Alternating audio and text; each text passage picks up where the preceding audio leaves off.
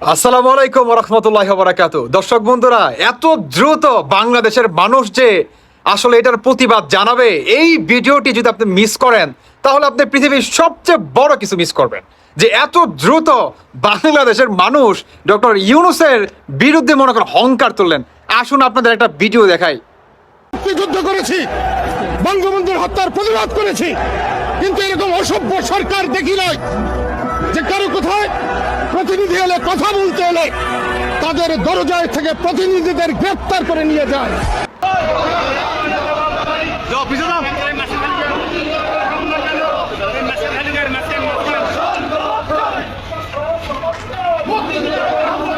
একজন বীর মুক্তিযোদ্ধার গলায় জুতার মালা, এমন অবমাননাকর ঘটনার তীব্র নিন্দা জানিয়েছেন বঙ্গবীর কাদের ছিদ্দিকী। স্বাধীন দেশের যে ভাষা আমরা স্বাধীনভাবে ব্যবহার করছি, সেই ভাষার জন্য লক্ষ শহীদ জীবন দিয়েছে।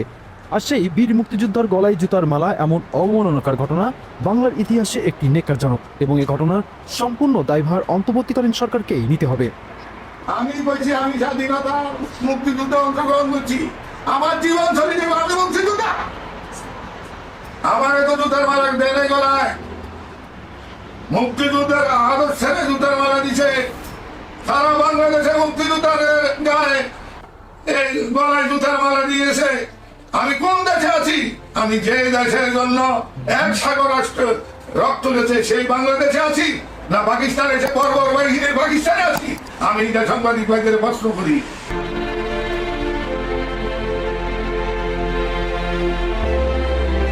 মুক্তিযুদ্ধের অবমাননা, দেশদ্রোহী শামিল। বর্তমানে উপদেষ্টা সহ দেশের সমন্বয়করা যে ধরনের অশালীন ভাষা ব্যবহার করেন, সেই ভাষার প্রতিবাদও জানিয়েছেন অন্যান্য রাজনৈতিক দলগুলোর নেতৃবৃন্দ।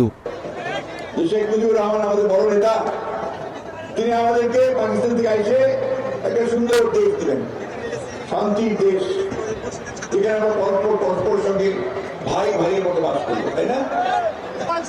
তবে কিছু কথা খোলাখুলি বলে দিতে চাই ইউনূস সাহেব আপনাকে এবং আপনার সরকারকে। ইদানিংকালে আমরা দেখতে পাচ্ছি আপনার কিছু উপদেষ্টাদের কিছু কথাবার্তায় যে তারা আমাদের প্রতি এমন বিরূপ প্রতিক্রিয়া দেয়, এমন ভাবে কথা বলে, এমনকি মনে হয় যে এই আন্দোলন শুধুমাত্র তাদেরই আন্দোলন। আমার ভাইয়েরা, তোমরা আমার যে বয়সে ছোট, আমি তুমি করেই বলি, সরকার নামানো আর সরকার চালানো এক কথা না। ভাইয়েরা, তোমাদের মনে রাখতে হবে, তোমরা হয়তো 10 বলে 20 রান করেছো, কিন্তু 180 রান বাংলাদেশের মানুষ করেছে 17 বছর।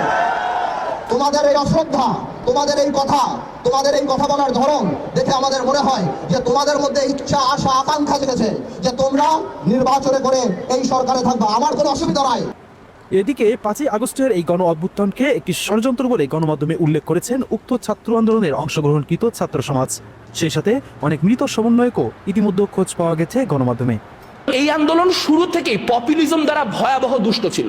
জনগণের সার্বভৌমত্ব, খুব গাল ভরা কথা। জনগণকে আমরা তো 9 দফায় কোনো রাষ্ট্র সংস্কারের দাবি দিই নাই।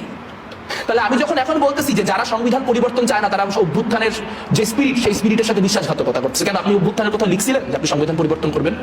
আপনি কথা বলছেন এটা মুজিববাদের বিরুদ্ধে লড়াই? 50 জন মানুষ, 100 জন, 200 জন মানুষ মিলে কোনো একটা জায়গায় জোট বেঁধে কিছু একটা করাটাই জন আকাঙ্ক্ষা হয়ে গেছে। এই জনগণটা কে? জনগণ তো 18 কোটি। জনগণ এটা চায়, জনগণ ওইটা চায়। তখন মূলত যেই পপুলিস্ট চিন্তা ভাবনাগুলি, সেই পপুলিস্ট চিন্তা ভাবনাগুলিকে আমরা বুলডোজ করে ঢুকায় দেওয়ার একটা পায়তারার মধ্যে ঢুকে গেছি। যারাই সাম্প্রদায়িকতার ইস্যু নিয়ে কনসার্ন, যারাই শিল্প সাহিত্যের স্বাধীনতা নিয়ে কনসার্ন, যারাই কোট আনকোট লিবারাল ইস্যু নিয়ে কনসার্ন, তাদের সবাইকে দেগে দেন আওয়ামী লীগ বলে।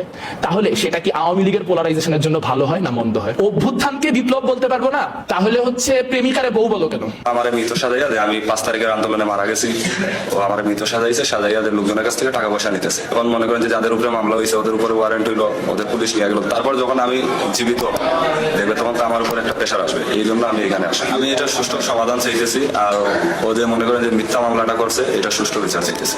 প্রিয় দর্শক, স্বাধীনতা যুদ্ধে অংশগ্রহণকারী বীর মুক্তিযোদ্ধারা, তাদের পরিচয় শুধুই কি আওয়ামী লীগ সংগঠনের, নাকি সমগ্র বাঙালি জাতির গৌরব উজ্জ্বল নক্ষত্র? আচ্ছা শুনেন, আমি একটা কথা বলছি না যে বাংলাদেশের আনাচে কানাচে এবং বাংলাদেশের মাটি থেকে এখন পর্যন্ত 30 লক্ষ শহীদের রক্তের দাগ শুকায় নাই। কেমন? বাংলাদেশের মানুষ আর যাই হোক দেশের সাথে কখনো বেইমানি করতে পারে না। যখন নাকি আসলে দেশের প্রসঙ্গে আসে তখন আমরা সবাই এক, কে বিএনপি কে আওয়ামী লীগ এটা দেখার সময় নাই। বুঝতে পারছেন? দর্শক বন্ধুরা, বাকিটা আপনাদের ব্যক্তিগত মতামত অবশ্যই জানিয়ে যাবেন। ধন্যবাদ সবাইকে। আল্লাহ হাফেজ, আসসালামু আলাইকুম।